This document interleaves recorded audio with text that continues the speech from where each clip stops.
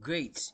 Welcome back to this channel, and we are treating the second part of topic 2, that is understanding sociology.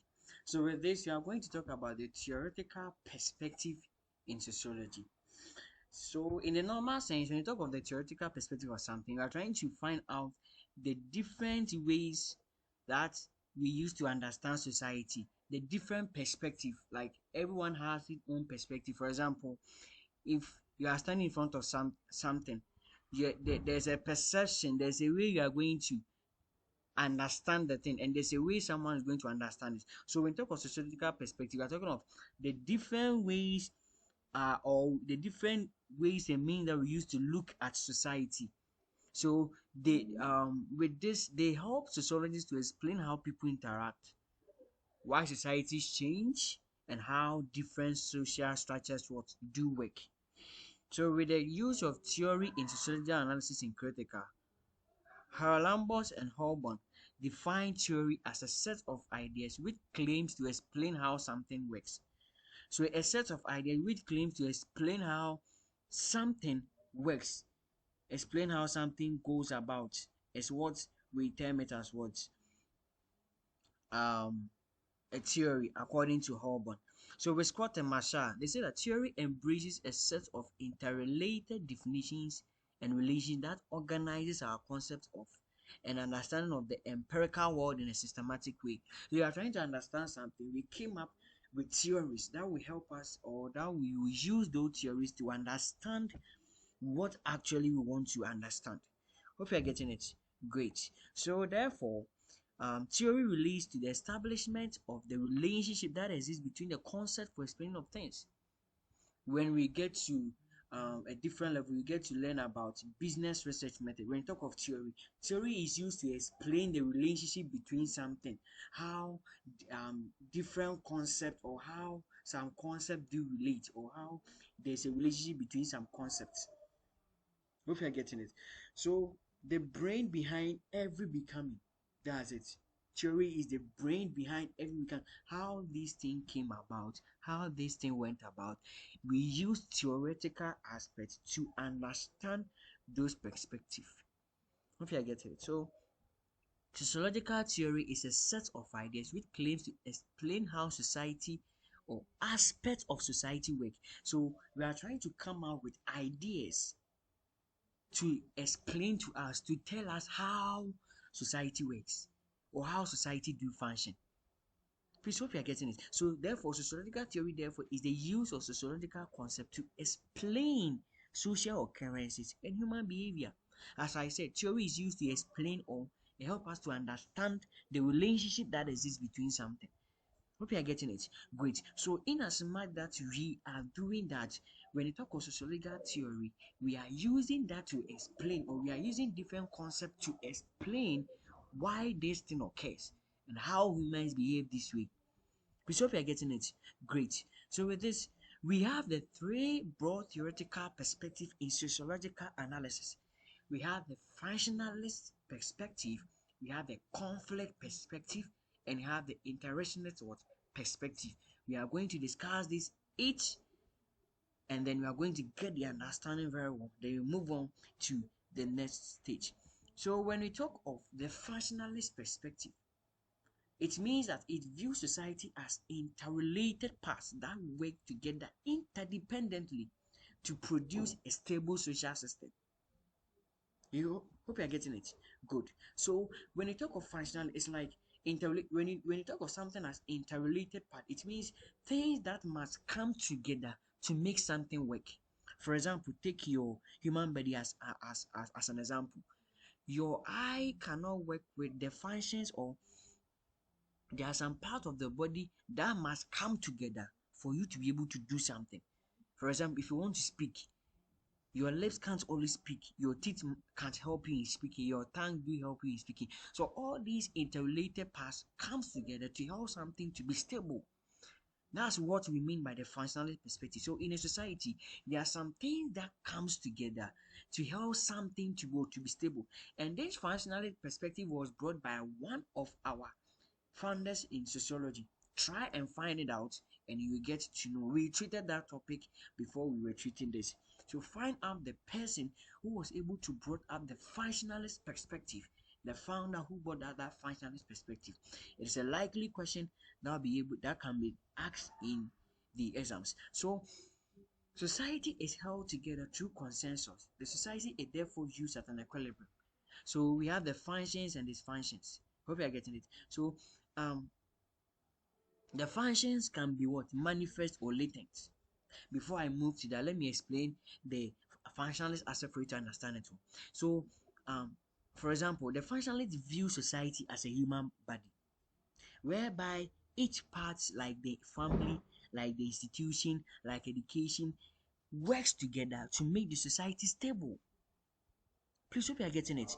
Good. So it's like if one part fails, society becomes unstable. So if education part fails, society becomes unstable. So education must have its part to play. A family must have its part to play. The economy must have its part to play, and all these parts must come together to make the society stable. That's the aspect of functionalist perspective. So your human body, all the aspect of your human body, your head, your hands, everything must come together to make sure that you become a complete, stable human being. That's how functionalist perspective view society. They view society as a system whereby it consists of interrelated parts, the systems of education, institution, and family. They all come together to make sure that there's a stable society. Please hope you're getting it. So if one part fail, the other cannot fail. So that's why I said it focuses on two functions. We have the positive effect and the negative effect. So the positive effects can be the functions and the dysfunctions. So in talk of the positive effects, you have what? The manifest function or the latent function. So when talk of the manifest function, I will not try and then go according, read everything here. I'm trying to explain it to your own understanding. You get the concept to then be able to appreciate it. When you talk of the manifest function, what is the manifest function of KNUST? The manifest function of KNUST is to impart knowledge. You are going to get there. To impart knowledge. And then the latent function is where people come here to find their marriage or to find their partners and they get married. So it's like the manifest function is the core function of a particular thing, but the latent function is other function that it can perform, or other thing that it can perform, or other intended thing that it can do. So for like the manifest function is an open stated control intended or recognized consequence of an element. I just don't want to go and read everything and then you don't understand everything. We are trying to go according to the understanding the concept. Maybe you're getting it. So for example, as I said, the manifest function of the university is to the transmission of knowledge. But latent function may be an act of what? Marriage market. So those who come here, who come to the university or go to institutions, instead of them to capture the knowledge, they also find themselves getting what? Partners, and some of them even get up to marry. Hope you are getting it. So the manifest function talks of the core aspect of the core thing that something is expected to do. And the latent function talks of what? The other function that it can perform, but that is not the core. Hope you are getting it. So there are some examples of functionality. Those who brought up the functionalist theories was Herbert Spencer. We have August Comte, we have Midekin, we have Taco Parsons, we have Robert Merton. So these are the people that came out with what? These functionalist what perspective. I hope you are getting it. Great. Then we move on to the conflict perspective. So when you talk of the conflict perspective, it's like it means that society is always in a conflict because we consist, or we have different groups of people, or we have different groups who compete for power.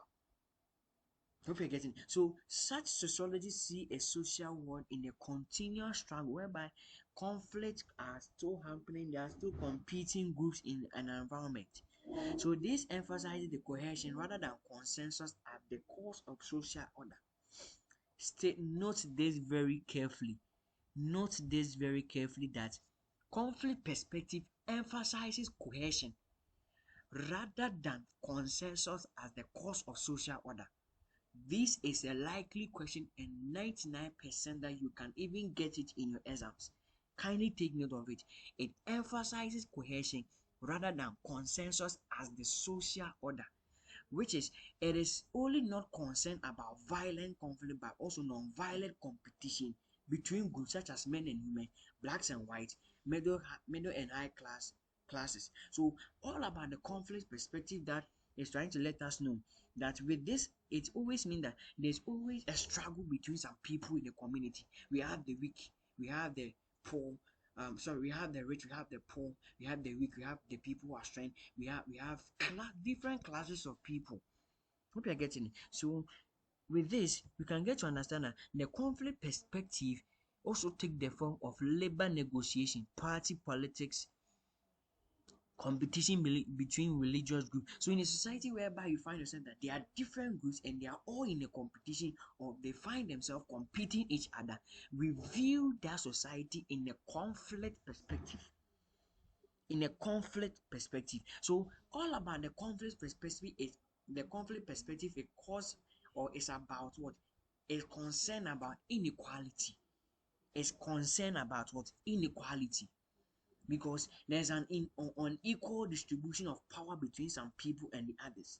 Hope you're getting it. So examples of the theorists or the people that came up with a conflict perspective was Karl Marx. And you have Ralph Dahendorf.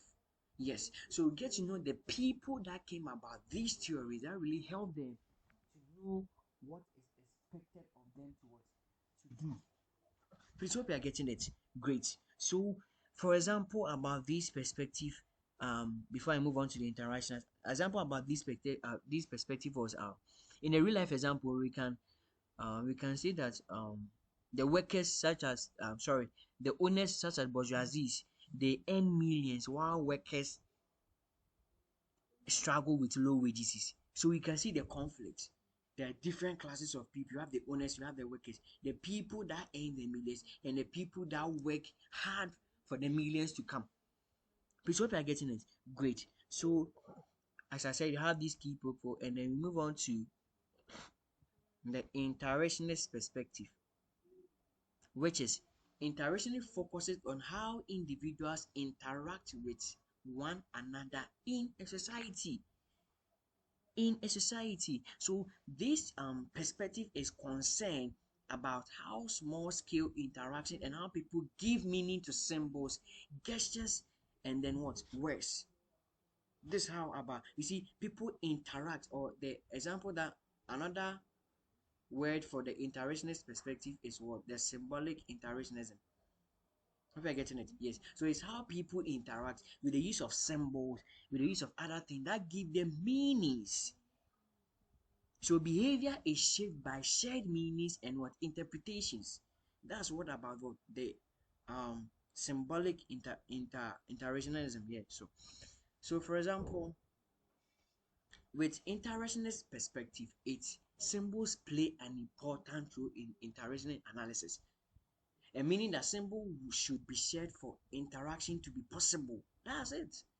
Because at times when you're there, some people can just create a firm handshake to mean a positive impression. Some people can just be wearing formal clothes to show professionalism. Some people can smile, which shows friendliness or confidence. Hope you are getting it. So, for example, a police uniform symbolizes authority. So, all these things can communicate to you in an interactionist way. What way? Or interaction way, or interactionist what perspective. I hope you are getting it. So it's like a wedding ring. The moment you see a wedding ring, it symbolizes commitment. Hope you are getting it. So with these symbols, all about this interaction perspective talks of what? The meaning of symbol that should be shared for interaction to be possible. So at times you can be talking to people and they are giving you symbols, and all these symbols help for interaction to be possible. So for example, you met a friend outside, you start waving your hands. With the waving your hands is a form of what? A symbol. You are using that to communicate, for that communication or for that interaction to be successful. Hope you are getting it. Good. So that is how it is expected of you to do and it's expected of you to perform. So we have the key people that brought about this perspective. We have Max Weber. He said that people act based on meanings. Max Weber was trying to let us understand there are deep meanings to as to why people do the things they do.